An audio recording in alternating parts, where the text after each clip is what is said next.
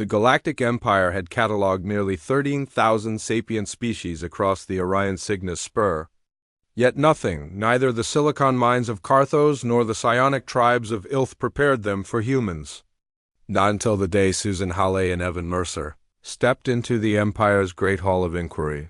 The chamber itself was a monument to hyper-advanced civilization, obsidian floors that reflected starlight, crystalline pillars humming with quantum memory, and balconies crowded with ambassadors from 100 worlds. But silence fell like a weighted veil when the two humans entered. Susan walked with quiet poise, copper hair tied back, eyes sharp and aware like someone who had grown up on the edge of storms.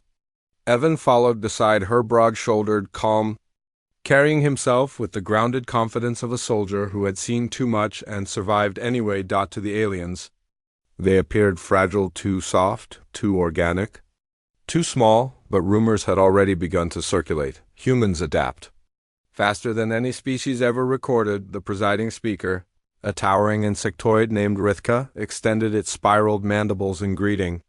"Humans," it rasped. "You stand accused of violating galactic stability protocols by exhibiting anomalous capabilities. We seek explanation." Susan bowed slightly. "We're here to cooperate. Nothing more." The hall's holoscreens flashed to life, projecting the evidence that had terrified the Empire, footage of humans enduring temperatures that liquefied other species, recordings of soldiers lifting debris many times their weight to pull comrades from wrecks, clips of scientists surviving exposure to unknown pathogens and adapting within hours. And then, the most disturbing image of all, Evan, alone on a barren moon, sprinting across a landscape where gravity was measured at 6 times galactic standard. Aliens watched their screens in disbelief as he remained upright, heart straining but unbroken. Pushing through where even war mechs had collapsed, gasps rippled through the chamber. Evan felt their eyes on him. But his voice, when he spoke, remained quiet. "Our species didn't choose to be this way. We had to survive a homeworld that tried to kill us every day." Rithka's eyes glittered. "Your resilience defies our biological models." Susan nodded. "Earth forged us through famine, fire, predators, storms, and disease. We had no claws, no armor, no natural weapons. So we adapted. We learned. We endured." There was a stir of unease. Adaptation, rapid, uncontrollable, was one of the Empire's most feared traits. A species capable of evolving solutions in real time threatened the delicate balance the Empire maintained. An avian delegate clicked its beak anxiously. "If humans can adapt endlessly, then you are a danger to all order. You could become unstoppable." Susan exhaled. "You misunderstand. Adaptation isn't a weapon. It's a responsibility."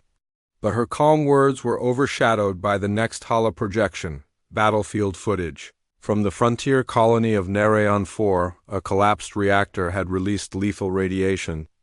Alien teams had abandoned rescue attempts, but humans unprotected had gone in anyway. Evan had been among them. In the recording, he staggered through the wreckage, skin blistering but determination unbroken. He lifted a collapsed beam that should have crushed him.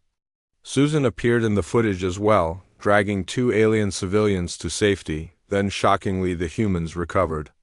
Radiation levels that should have been fatal merely slowed them. Their cells adapted, repaired, rebuilt. Gasps and fearful clicks echoed again. Rithka's voice trembled. "How is such regeneration possible?" Evan shrugged lightly. "We don't regenerate. We just don't give up. Sometimes the body follows where the mind leads. To a galaxy where logic ruled and biology obeyed rigid rules." This answer was more frightening than an explanation. Then came the final piece of evidence.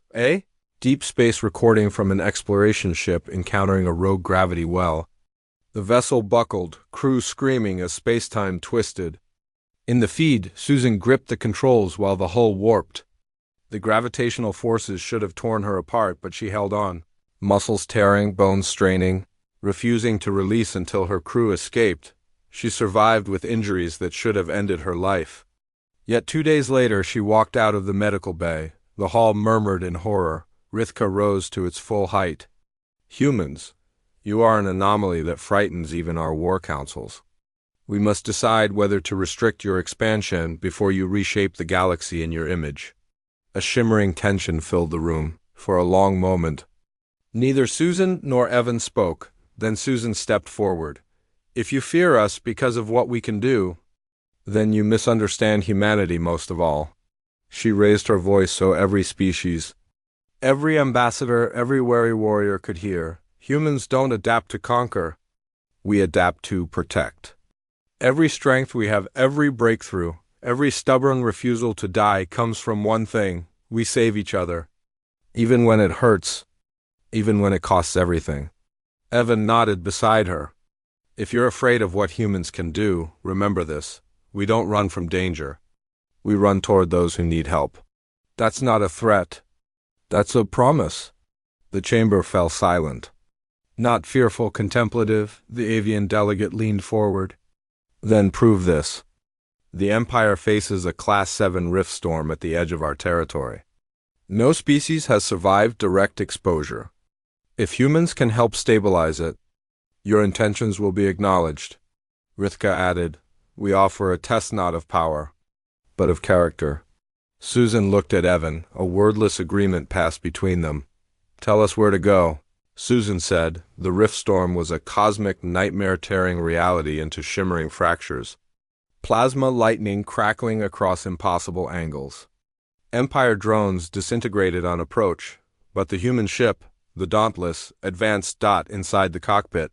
Susan's hands flew across the controls, eyes burning with focus. Evan anchored himself beside the flux chamber, ready to stabilize it manually if necessary, a suicidal move for anyone else. The storm roared. Physics broke. The ship screamed, yet the humans pushed on. The Dauntless dove into the heart of the rift storm, engines howling. Susan's bones trembled, muscles tearing under multidirectional gravity. Evan gripped the auxiliary stabilizer, nearly crushed as the chamber bucked violently, but inch by inch. They forced the ship forward, human endurance versus the universe's fury. And at the breaking point, where every species in the Empire would have surrendered. Susan found the trajectory. Evan locked the stabilizer. The Dauntless unleashed a harmonic pulse. And the rift storm closed. The galaxy watched the impossible happen. When they returned to the Great Hall, the atmosphere had changed. Where once there was fear, now there was awe. Rithka bowed deeply.